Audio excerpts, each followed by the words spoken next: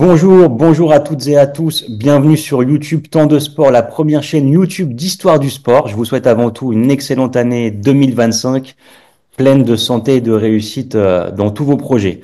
Alors aujourd'hui, j'ai le plaisir de recevoir sur la chaîne pour la première fois Mathieu Delalandre, maître de conférence, sociologue du sport, maître de conférence HDR à l'univers en STAPS, à l'université Gustave Eiffel.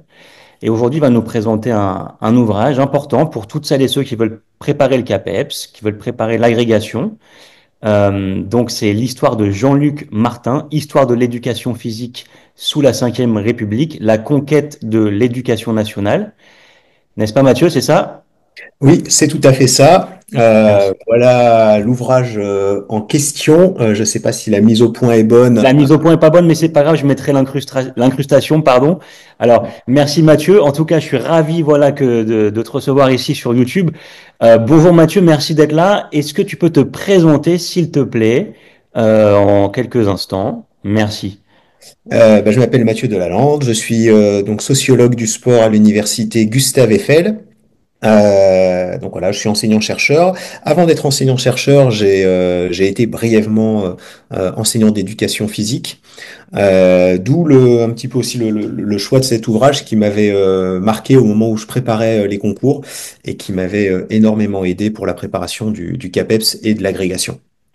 Les deux concours, il faut le préciser à nos auditeurs que tu as obtenu, hein, que tu as décroché quand même. Oui, oui, oui, oui. D'accord. Non, mais je préfère le dire parce que c'est important, que c'est le genre d'ouvrage qui t'ont aidé aussi à décrocher ces concours. Donc, merci. Alors, de quel ouvrage est-ce que tu peux le présenter? Merci Mathieu. Alors, ce livre, l'histoire de l'éducation physique sous la Ve République, a donc été écrit par Jean-Luc Martin. Il fait partie d'un triptyque. Donc, le premier volume, Les Langoliens, part euh, de l'arrivée de Gaulle au pouvoir jusqu'à 1969. Le deuxième volume que je vous présente là, donc, La conquête de l'éducation nationale va de 69 à 81. Et le troisième, La Terre promise, couvre la période 1981 jusqu'à la fin des années 90 globalement. Voilà. Donc il a été extrêmement important pour moi, comme on vient de le dire. Dans une optique au départ un peu de stratégie de préparation au concours. J'en avais fait l'acquisition assez tôt, un petit peu par hasard. Alors, j'ai l'habitude euh, on va dire, de côtoyer, de discuter avec les étudiants qui préparent le CAPEPS, puisque je suis en charge du Master MEF chez nous. Et bon, alors on utilise souvent des synthèses pour gagner du temps, mais voilà, les ouvrages de synthèse, c'est bien, mais on perd un petit peu en profondeur finalement ce qu'on gagne en étendue des thèmes couverts. Et cet ouvrage, il permet de rentrer vraiment en profondeur dans des questions politiques. Et quelque chose qui m'avait marqué à l'époque, c'est qu'il est d'une lecture tout à fait, enfin, il est d'une lecture facile en fait et très accessible.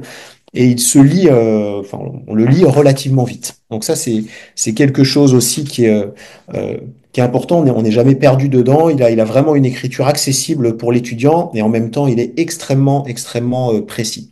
Donc cet ouvrage, il présente une analyse, on va dire, qu'on pourrait qualifier de multiniveau sur la politique de l'éducation physique.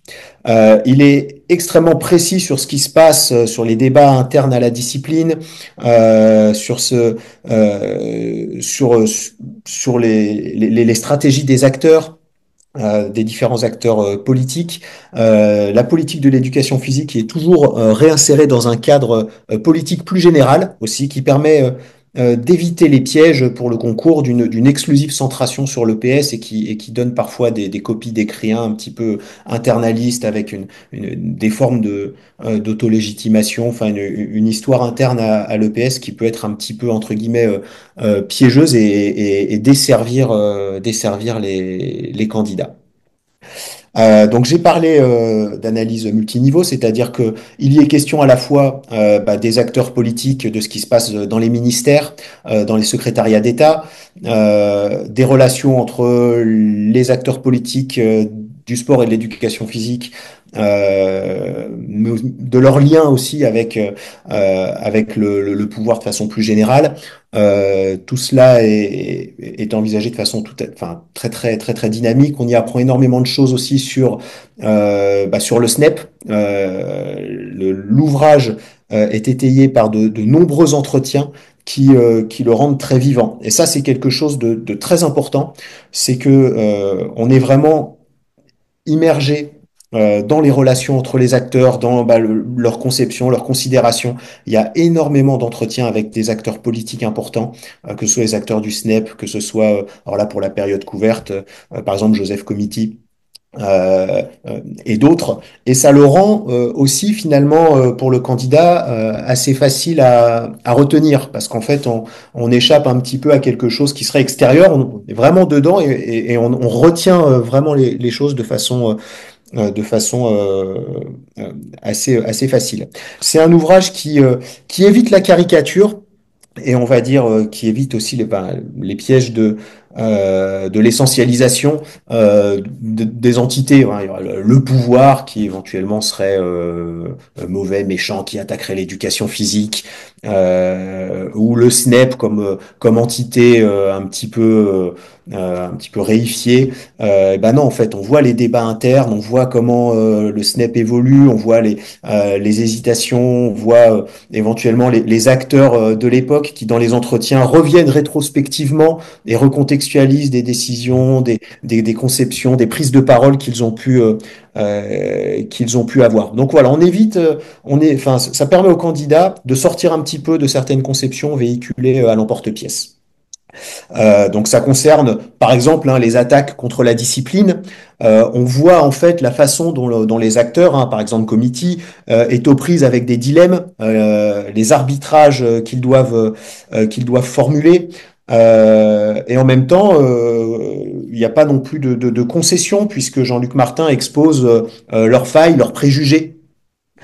Donc je parlais à l'instant de Committee, qui a une place importante sur cette période-là, hein, avec on va dire l'épisode euh, assez marquant pour la discipline des centres d'animation sportive notamment.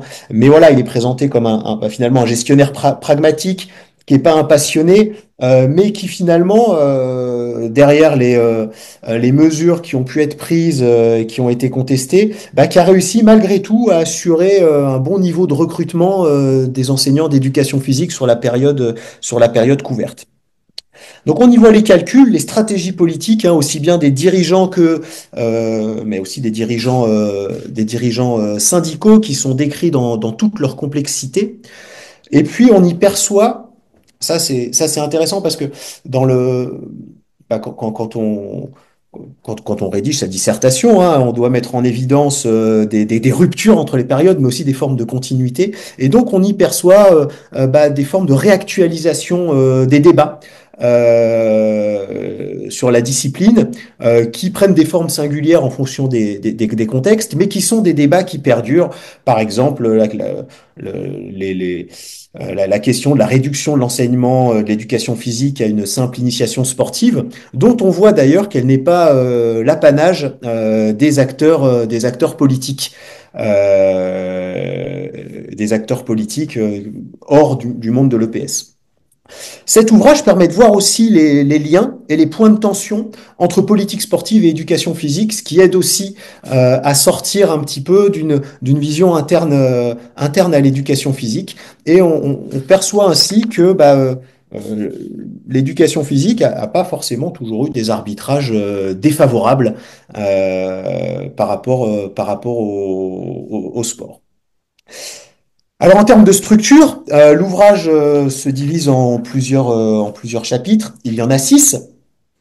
Le premier, qui s'intitule La nouvelle donne des années 70, dresse un état des lieux politiques sur le plan général et des politiques de l'éducation physique. Alors il fait un petit peu le lien avec l'ouvrage précédent, hein, Les Langoliens. Le deuxième, à la recherche d'une autre politique, présente la politique de Committee. L'épisode assez crucial et marquant sur la discipline, j'ai dit tout à l'heure, hein, de la création des centres d'animation sportive, donc qui est un épisode clé qui est décrit avec une très grande précision. Le troisième chapitre, la continuité derrière le changement, bon, le titre parle de lui-même, est marqué donc par l'arrivée de Mazo au secrétariat d'État à la jeunesse et au sport. Et ce chapitre montre la permanence des débats et des tensions. Et puis, voilà, en bilan, enfin, je veux dire, le bilan de cette partie, c'est un petit peu l'échec de la nouvelle orientation de l'enseignement sportif dans la continuité des centres d'animation sportive qui est dressé et évoque, enfin, aborde la poursuite de l'universitarisation de l'éducation physique et sportive. Le quatrième chapitre, Veillée d'armes, marqué par l'arrivée de Soissons, avec voilà, des tentatives d'apaisement, la transition des centres d'animation sportive des CAS au SAS, les services d'animation sportive, qui se poursuit. Alors voilà, le quatrième chapitre, Veillée d'armes, se poursuit logiquement par un cinquième chapitre qui est titré L'affrontement, qui développe un épisode fortement tensionnel lié au plan de relance de l'éducation physique, alors marqué par diverses mesures, la récupération d'une heure d'association sportive qui passe donc de 3 heures à 2 heures, la possibilité de demander 2 heures supplémentaires aux enseignants, donc ce qui est, on va dire, une augmentation du service qui est un petit peu masqué, les aéropostes qui sont envisagés fin 78, et puis les luttes du SNEP et des acteurs de la discipline face à ces décisions politiques. Mais ce chapitre sur l'affrontement, c'est aussi la réhabilitation de certains aspects de la politique qui a été menée.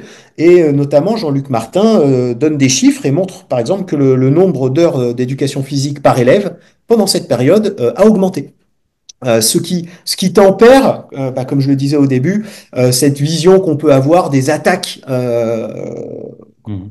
contre la discipline ou d'une vision qui serait voilà, uniquement orientée par ça, qu'on peut parfois avoir en tant qu'enseignant qui est militant, qui veut défendre sa discipline. La dernière partie, le dernier chapitre, la décennie 70 en perspective, dresse un bilan général et quelques hypothèses sur certains épisodes. Par exemple, l'auteur se demande si les centres d'animation sportive, est-ce que c'est un péril qui a été écarté ou est-ce que c'est pas aussi peut-être un petit peu une opportunité qui a été manquée, sachant que beaucoup d'acteurs à l'époque s'accordaient sur la nécessité, y compris dans le monde de l'éducation physique, sur la nécessité de liens plus serrés entre l'éducation physique et sportive et l'animation sportive hors du monde scolaire. Donc Jean-Luc Martin s'interroge finalement sur le choix du conformisme scolaire de la discipline, ce qui va ouvrir sur le prochain ouvrage.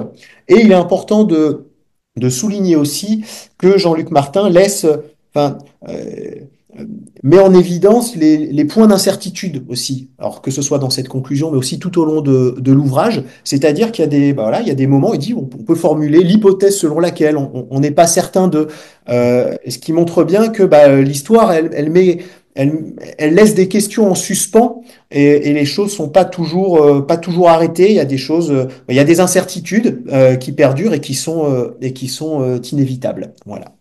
Alors pour toutes ces raisons, je pense que la lecture de cet ouvrage enfin, pour moi, elle est indispensable, et des deux autres aussi, d'ailleurs, euh, parce que c'est vraiment un ouvrage qui a, je trouve, énormément de qualité. En plus, voilà, je le répète à nouveau, du fait il est tout à fait accessible pour les étudiants qui préparent les concours.